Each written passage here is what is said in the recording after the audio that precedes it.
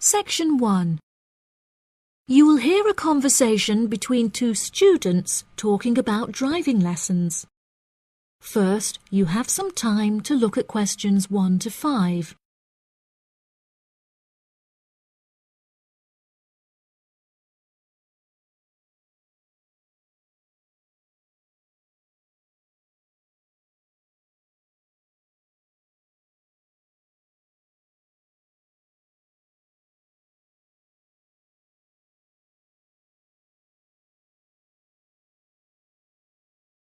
You will see that there is an example that has been done for you. On this occasion only, the conversation relating to this will be played first. Hi, Zach. I heard you passed your driving test. Congratulations. Thanks, Olivia.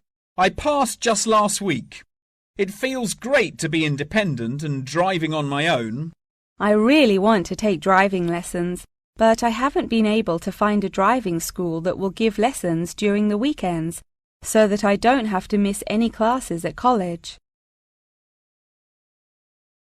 The woman wants to take driving lessons during the weekends, so weekends has been written in the space. Now we shall begin. You should answer the questions as you listen, because you will not hear the recording a second time. Listen carefully and answer questions 1 to 5. Hi, Zach. I heard you passed your driving test. Congratulations. Thanks, Olivia. I passed just last week. It feels great to be independent and driving on my own. I really want to take driving lessons, but I haven't been able to find a driving school that will give lessons during the weekends, so that I don't have to miss any classes at college. The driving school that I used was brilliant and really flexible with their teaching hours. It's really close to the school. The address is 67 Kings Road. That's 67 King '(S) Road. Oh, that's perfect. I don't like the idea of driving around busy streets. Did your teacher make you drive in urban areas, or did he mainly teach you on roads in the countryside? My teacher said that I had to learn on both in order to become a good and experienced driver. We would start in the city centre and then drive north above the city. He sounds like a good teacher. Would you mind giving me his contact details so I can ask him for lessons? Of course. My mother's friend Daniel Smith referred me to him. His name is Alan Sutcliffe. Could you spell the surname, please? Sutcliffe.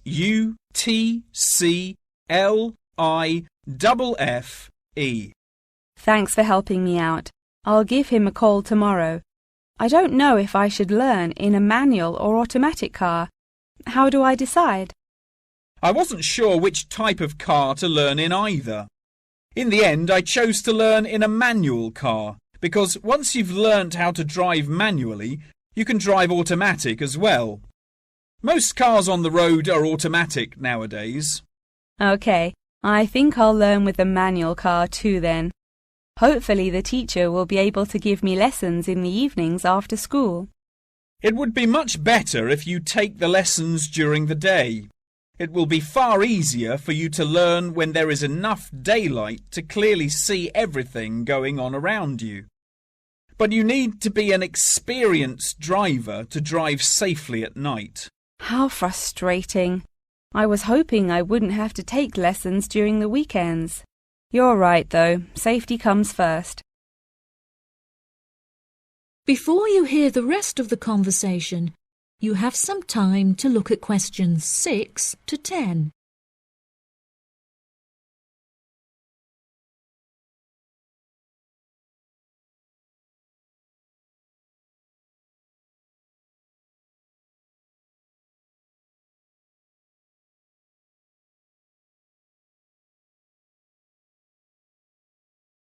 Now listen and answer questions 6 to 10. Speaking of safety, you should wait until summer to start learning. It's really difficult and dangerous to drive in the wind and rain as a learner, so you should definitely wait until the weather is sunny and dry. Okay, that's perfect actually. It will give me some time to save up some money to pay for the lessons. Tell me about it. I had to work for months before I had enough money saved up. It was worth all the work when I finally got my driving licence, though. The whole process is so expensive. How much did it cost you in the end? Well, each half-hour lesson cost $30, and then the final test cost $50. In total, it cost me about $300. Gosh, it's pretty expensive. How did you find the test? Was it really difficult? No, it wasn't too bad, and the man was really calm and friendly. I knew that I would have to perform 2 parking manoeuvres during the test, so I practiced them a lot beforehand, and that really helped. The test used to last 40 minutes, but it changed a bit. For the first 20 minutes of the test, he gave me directions, and I had to just drive around, and then the last 10 minutes was for demonstrating the manoeuvres. So the test is 30 minutes in total. Okay, great. I'll remember that. Do you have any more advice? It's really good to practice driving a lot outside of driving lessons as well.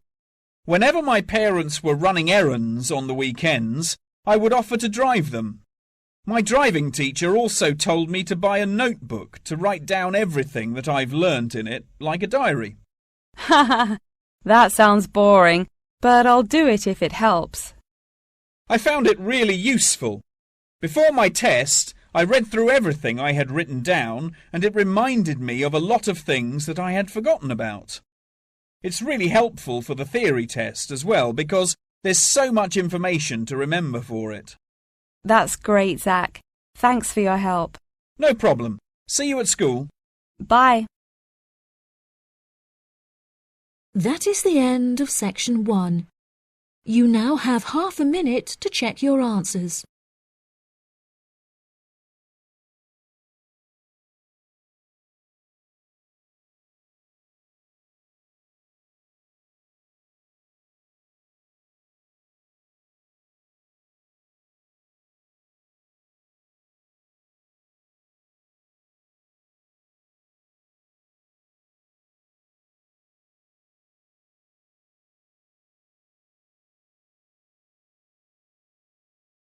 Now turn to section 2. Section 2. You will hear an introduction about sports matches.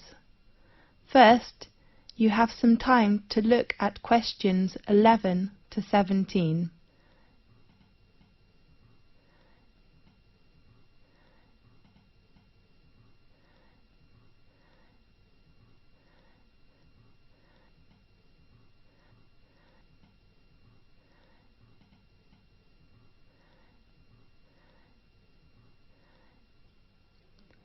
Now listen carefully and answer questions 11 to 17. Good morning, everyone. I'm Mary White, the Secretary of the exciting sports club. Welcome to attend Match's arrangement meeting. I know you are looking forward to a great season. Now, I'd like to give you a short introduction to our arrangement in this season. This season, we still have 2 competitions. One is tennis and the other is soccer.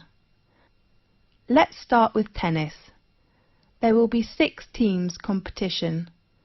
We hope the players' ages are between 16 and 22 years old.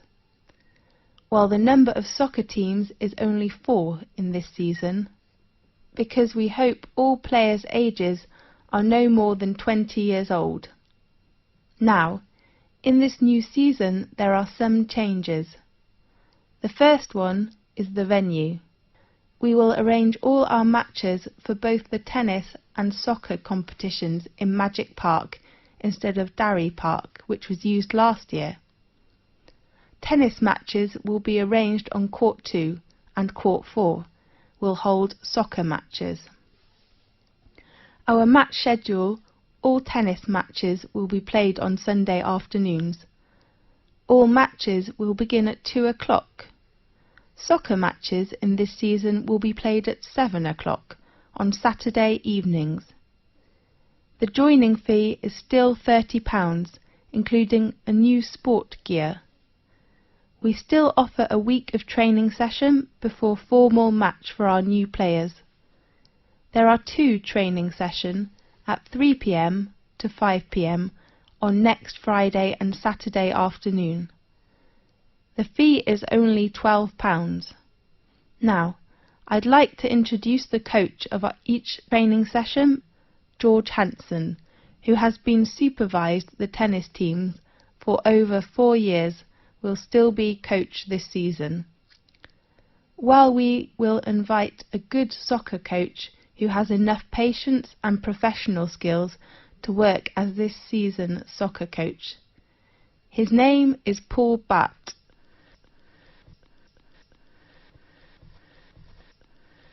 Now, look at questions 18 to 20.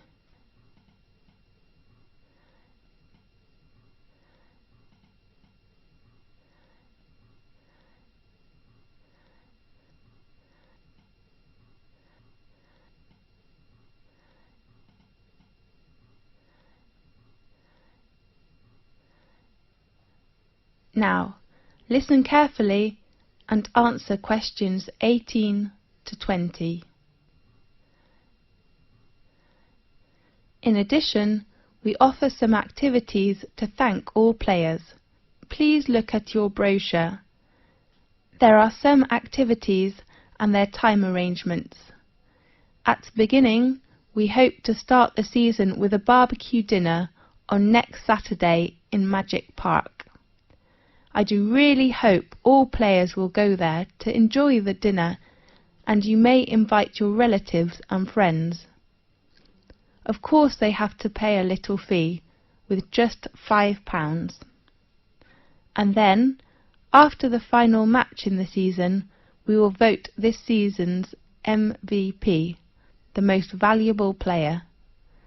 The 2 players from tennis team and soccer team will gain an honour and a prize from our sports centre. This season we hope all players can send a confirm letter to us to ensure our match arrangement. So please write to us before the deadline. It is on Thursday, 18th of April. Our secretary, David Black, is in charge of collecting fees and your letters in this season. His room number is 214 and his phone is 332567. This is the end of section 2. You now have half a minute to check your answers.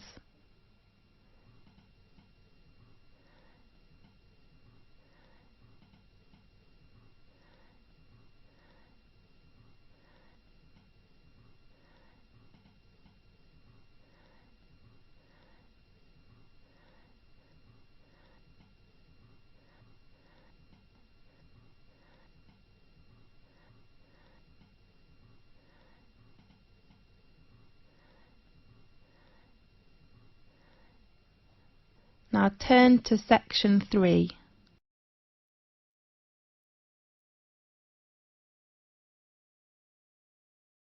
Section 3. You will hear 2 students, Frank and Nicole, discussing their research on university waste. First, you have some time to look at questions 21 to 25.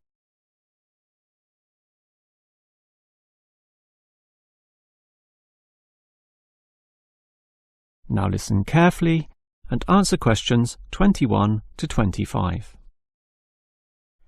Hi, Nicole. As you know, we've got to decide on the best ways this university can reduce its waste. You inspected the eastern campus and I did the western buildings. Did you do all the interviews as well? Yes, I interviewed all the staff, who made some good observations, and I interviewed some of the students. The students said little that was interesting. They don't seem to care that much. It was the cleaners, surprisingly, who revealed the most relevant facts. That's not surprising to me. They empty all the bins, so they see the waste firsthand. whereas the staff just throw things away without thinking. What item was most commonly disposed of? Well, it really depended on where I interviewed. In the cafeteria precinct, obviously paper plates and cups were thrown away all over the place. There was almost no attempt at recycling. However, across the university in general, it was paper copying that filled up most bins, far more than plastic or other forms of waste.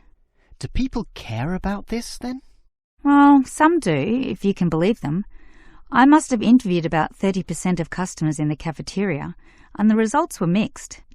Out of all the people I interviewed, well over half, maybe about 55% of them, were quite honest about it, telling me that they had little concern. The other fraction, 45%, were more troubled. Yes, but do they do anything about it? Surprisingly, quite a significant percentage do something, even if they aren't particularly concerned. I mean, small things. About 10% bring their own cups to the cafeteria, for example, and at least 1/3 said they use recycling bins. So, in total, it's an equal split between those who do something or those who don't. So why do so many people remain inactive, particularly over an issue they should care about more? I think they do care, and many of them are prepared to do something. Obviously, there's an element of laziness, but I'd say that it's relatively small. If they knew what to do, and if stringent systems existed, or if the importance of this was made clearer to them, I'm sure you'd see a much larger percentage of people actively working towards helping our environment. Well, there's cause for optimism at least. Before you hear the rest of the conversation, you have some time to look at questions 26 to 30.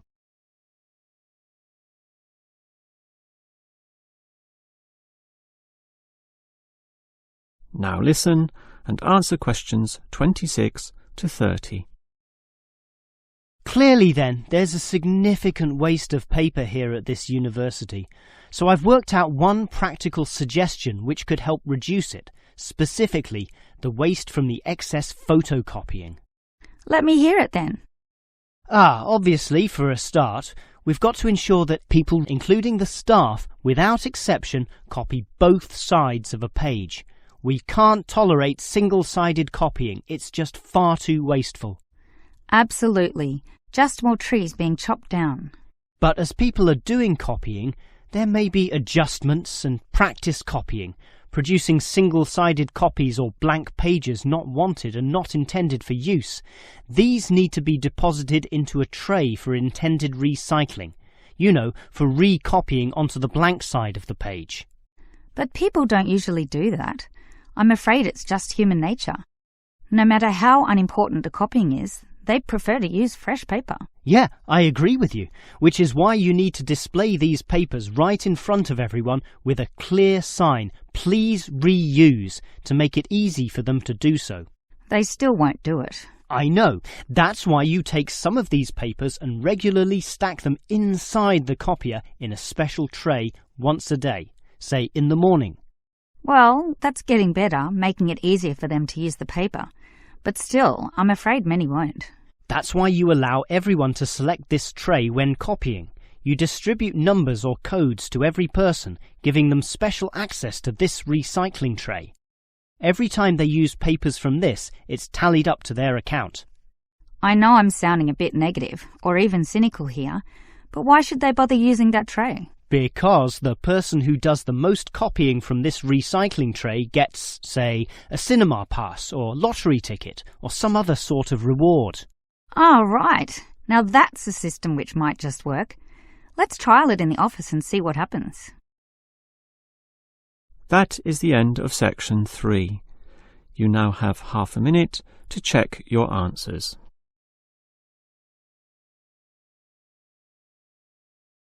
Now turn to section 4.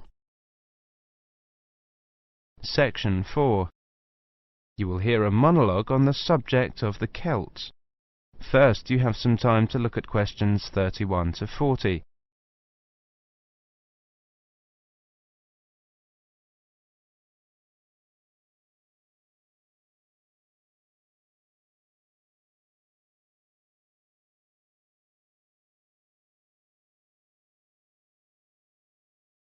Now listen carefully and answer questions 31 to 40.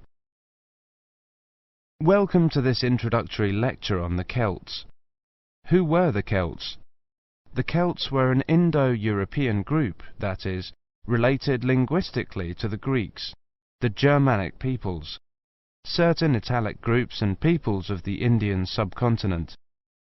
They arose in Central Europe at the beginning of the first millennium BC, and were an iron-using and horse-rearing peoples.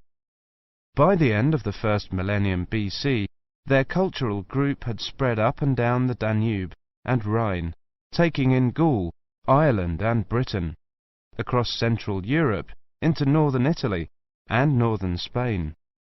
Their roaming across Europe led some of the Celtic tribes to sack Rome in 390 BC, creating a fear of the northern barbarians that was to haunt Romans for hundreds of years to come. The Celts are defined archaeologically by the type sites of Hallstatt and Latene, the former being taken to relate to an earlier phase of cultural development. Hallstatt, an ancient salt mining area, was excavated from 1876 onwards by the Viennese Academy of Sciences, and provided the first classification of the prehistoric Celts. In 1858, the waters of Lake Neuchâtel in Switzerland sunk to a low level, revealing a large prehistoric settlement with a huge number of surviving artifacts. The nearby town of Latene gave its name to the second phase of Celtic cultural development. However, please note that these phases overlap through time and are defined according to geographical area. Let's look at each of these, taking the Hallstatt first. Hallstatt culture is characterized in 4 stages.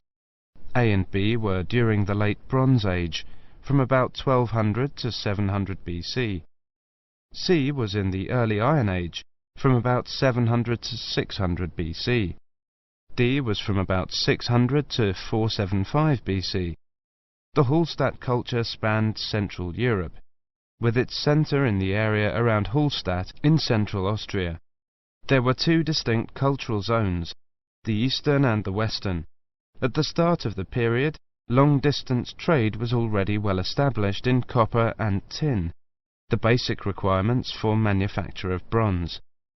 From about 700 BC, trade in iron also became established. The Hallstatt area also already controlled the trade in salt, crucial when there were few other means to preserve food. Control of these 2 crucial trade goods, iron and salt, provided the basis for the accumulation of wealth and influence. From 800 BC, some burials of rich people can be identified in Central Europe, with grave goods such as wheeled wagons and iron swords. Hallstatt C saw the construction of fortified hilltop settlements to the north of the Alps. These had burial mounds holding very high-quality goods, such as vehicles and expensive imported treasures. By the time of the Hallstatt D period, these increasingly extravagant burial mounds were clustered around a few major hill forts to the southwest of the region. This suggests a development and a concentration of wealth and social power, possibly based on the development of Massilia, present-day Marseille, as a Greek trading port. The expansion of luxury trade brought greater opportunities for profit and helped to create an increasingly stratified society, with the development of a wealthy nobility. Over the period from 1846 to 1863, 1,000 graves were found at Hallstatt, with an astonishing range of artifacts, including clothing and salt mining equipment, as well as weapons, jewellery, pottery, and imported bronze vessels in the chieftains' graves. The Latene era was the time of Celtic expansion and migration, and the time of formation of the myths. The Latene culture is named after the site in Switzerland where it was first discovered. The Latene people were those known to the Romans as Gauls, originally found in an area from eastern France to Bohemia. The Latene culture spread rapidly from about 400 BC. The Latene Celts settled in Spain in 450 BC, in northern Italy in 400 BC, invaded Rome in 390 BC, invaded Greece in 279 BC, invaded Galatia in modern Turkey in 270 BC. By 200 BC, they occupied the lands that are now Britain, the Netherlands, Brittany, Belgium, Germany and Switzerland. There is much debate over how much of the expansion into Britain was achieved through invasion and settlement, and how much was the expression of cultural transfer that accompanied trade and reflected the commonality of kinship and language of many tribes. There is little evidence for actual migration of Latin people into Britain. Nevertheless, it does appear that the Latin culture was more militarily focused than the Hallstatt one. The Latin graves across Europe hold iron weapons, swords and spearheads, and wooden shields, as well as everyday items such as razors, yokes, cauldrons and jewellery. That is the end of section 4. You now have half a minute to check your answers.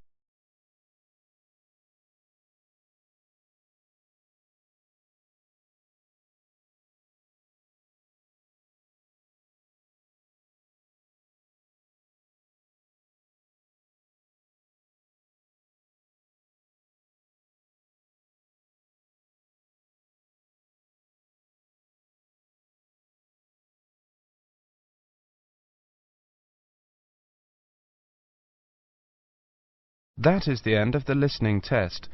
In the Ielts test, you would now have 10 minutes to transfer your answers to the listening answer sheet.